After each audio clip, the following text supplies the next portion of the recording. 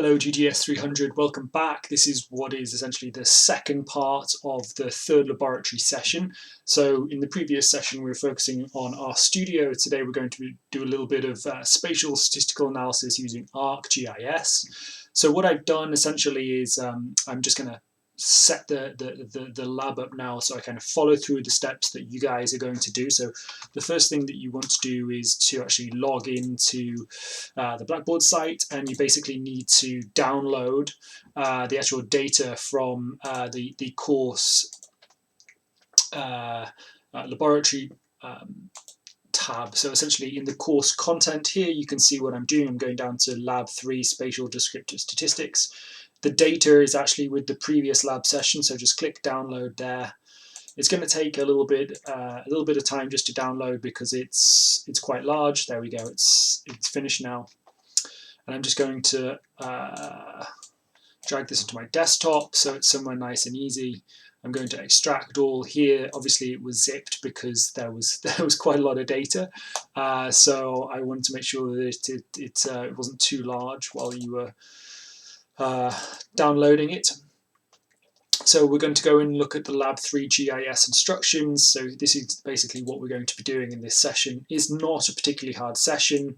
So what we need to do is open ArcGIS. So basically I have a version on here which I managed to get a license for. If you don't have your own version, then don't worry, you can access it via the GGS virtual lab, and actually I placed instructions for how to access that already on the GGS300 course content page. Okay, great.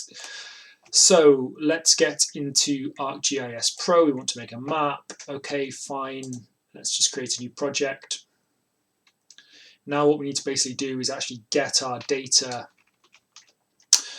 into the actual program. So for the other sessions, you'll have downloaded and accessed the R data, so the R script here, and the different CSV files. Well, actually, if you just go into the Lab 3 GIS data, then you basically have all of those spatial shape files. You could create them yourself. You could import the other types of data and use the lat long coordinates there as text, but I've provided these for you anyway. So what we want to do is we want to take our data layers, we want to import them into ArcGIS. Okay, so you can do it through the internal memory, sorry, the internal set of functions that are provided with ArcGIS, but actually it's just easier, in my opinion, if we just select the shape files here. You see I've selected SHP, so the shape files, and you can just drag and drop them straight in, and then that kind of saves us having to faff about with the internal menu. Okay, so obviously we've got the map on the top here, so we just need to put that to the bottom. So now you can see we've got our shapes up here. Why don't I make it so that we have the states at the bottom, the state shapes, and then we have the 1900 and the 2000 city point layers for the data that we used previously. I am actually just going to make this this states layer transparent so we can see the boundaries, but then we're able to see through to the underlying map. Okay, great. So now that we've got that data loaded, so basically what we've done is we've unzipped that data, we've opened ArcGIS, we've basically imported all of the data that we want, and now the first step here is to change the symbol size and the color. Okay, so that's a fairly straightforward process. For the 1900 year data, we want to make a blue triangle. Fine, so we go to 1900 here, we go to symbology, and then when we open it up here, we want to find the blue triangle. There we go, that's a blue triangle. Or at least it's a triangle, and we can change the color over here just to whichever blue you fancy. So let's go with dark blue. Okay, so it's very visible. Great, so that's the 1900 data, and now for the year 2000 we want to make red circles. Okay, so that should be fairly straightforward. So we're going to go back to symbology just so we can make this this larger, this particular icon. So let's click circle 3. There we go, giant circles.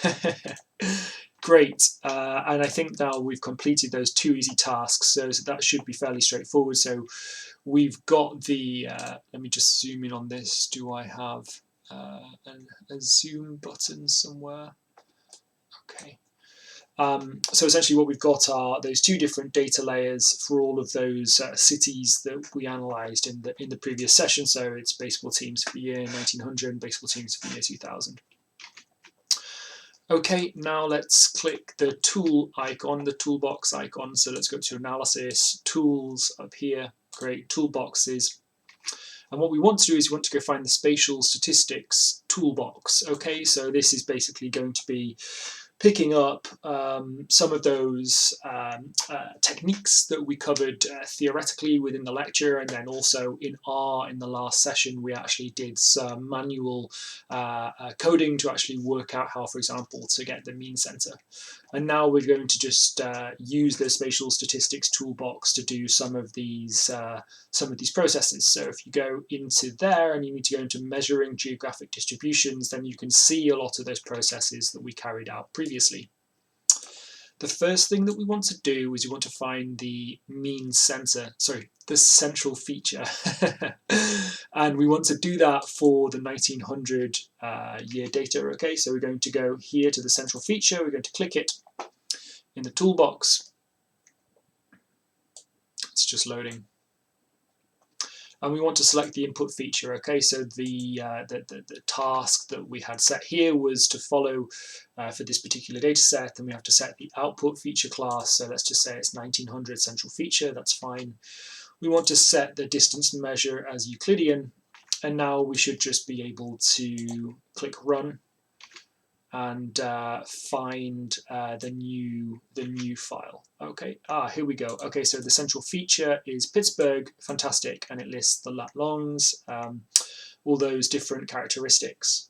So I've got very fond memories of Pittsburgh because I used to have an affiliation with Carnegie Mellon University, and I still have a lot of friends who are researchers there, and also at University of Pittsburgh. So great, so that's the central feature. Remember that that is, in comparison to all other features, the most equidistant feature to all other points in the data set. And the way that you get there is you measure the distance between all of the points, and then you basically sum it, and the one with the smallest distance ends up being the central feature. Okay, so there we go. That's how we do the first central feature processing. So now let's focus on the mean center. Okay, so you remember that the central feature finds the actual point within the data set, for example, that's central. The mean center might not exactly correspond with a point within your data set. Okay, so it probably will be outside of the points that you've already got. It's quite easy though for us to do this. We just need to go in and find the mean center here. We can just input the data layer that we want, which is the 1900 data. We've got an output layer here, mean center, and then actually we can just run it. It's just crunching numbers behind the scenes here, and now it's actually determined that if you want to find the mean center, it's actually slight to the east of Pittsburgh, so it doesn't directly land on top, and you can now see that there's some difference between those 2 different points. Okay, so we're getting this result here. So this is in degrees. So we've got the coordinates just here for the 1900 data, which is 40.84, sorry, 40.48, and minus 79.54, and that's in degrees, remember. Okay, so this isn't a projected coordinate system, this is degrees. If you want to measure explicit distance, then you need to make sure that you're using a projected coordinate system based on some sort of more commonsensical unit measurement, such as meters, for example. That's one that I usually preference. Okay, so that's how we do it for the year 1900. Let's do it now for the year 2000. So if we go to the year 2000 here, and we also find, so we also select an output feature for the year 2000, and then we run that, we should see quite a significant change in the mean center position. Yes, we do.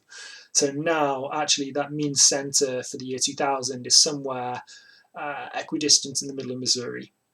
Okay, so just to the west of St. Louis, just to the south east of Kansas City. Okay, great. So that's how we carry out the mean center. Now let's focus on creating the standard distance, and let's do this for the year 1900 data. So for standard distance, we just need to go back to the toolbox, select the standard distance here, select the data that we want, so this is the underlying data. Let's go for a circle size of 1 standard deviation, let's just run that. I would say that ArcMap is probably a bit slower than if you just wrote the code yourself in another computer program, but the benefit here obviously is that you can use the graphical user interface, so it's somewhat easier. Great, so this is the standard distance, which we're actually getting at 6.79. It's the 1 standard, so that's degrees, sorry, that's 1 standard deviation distance for all of the points. And from the mean point, and then we can do the same for the year 2000 data. Okay, so let's just go and find the year 2000 data. I'm going to need to change the name of the file. Okay, just click run, and we were expecting this to have shifted quite considerably, and it's quite considerably larger as well. Okay, so we're getting a standard different distance now, about 17.26 degrees. Okay. Now, just finally, just to finish this off, what we want to do is get the standard deviational eclipse. So if we go back, standard distribution is where we need to go. Sorry, directional distribution is where we need to go. Let's do it first for the year 1900. So there we go, we're using 1 standard deviation. We've got the output set. Now let's run this. We can see that that's quite a small eclipse relative to the other data points, and now we can actually do the same for the year 2000. So we just need to rename that one file. There we go, and we can see the standard deviational eclipse is much larger and moved out towards the westward with the other points. Okay, so that's fairly straightforward, I think. And now just to complete this, let's export a map. Let's go to share, map, JPEG's fine, let's just call it map, no problem. I'm just going to leave all of the default settings as they are currently, and we can just click export down here. It's preparing to export, and basically we can now view that exported file as a map. Fantastic. So, that concludes this particular very short second part of the laboratory session for the Lab 3. What I would say is that you're welcome to do this type of analysis on whichever program you want. You can use ArcGIS if you're comfortable with that. If you prefer that, just log on to the GGS virtual laboratory. Or if you're more confident and you would like to do this within your own software, I'm a big fan of open source software. So Quantum GIS is the open source GIS software, and that's quite straightforward and easy to use. And I think you'd be able to reproduce this pretty quickly within there if you wanted to, and then you wouldn't have to worry about having a license. Okay, great. So I think that that's fairly straightforward. Let me know if you've got any queries. There is a homework for this particular week that you need to complete. So let me know if you've got any further queries, and then if I don't hear from you, I'll look forward to seeing you in the next lecture in the next laboratory next week. Have a very good day. Take care. Bye bye.